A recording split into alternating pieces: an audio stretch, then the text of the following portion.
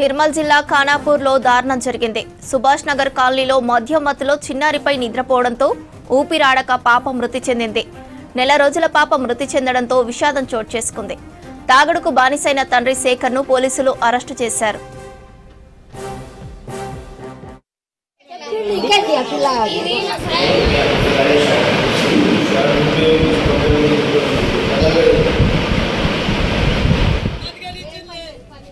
నిర్మల్ జిల్లా ఖానాపూర్లో దారుణం జరిగింది. సుభాష్ నగర్ కాలనీలో మద్యం మత్తులో చిన్నారిపై నిద్రపోవడంతో ఊపిరాడక పాప మృతి చెందింది. నెల రోజుల పాప మృతి చెందడంతో విషాదం చోటు చేసుకుంది. తాగుడుకు బానిసైన తండ్రి శేఖర్ను పోలీసులు అరెస్టు చేశారు.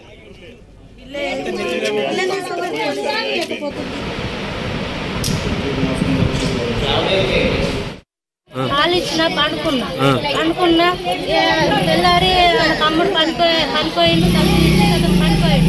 అయితే వీళ్ళ నాన్న వచ్చి నన్ను లేపుకుంటా లేపుకుంటా చేస్తే నేను లేవలేదు.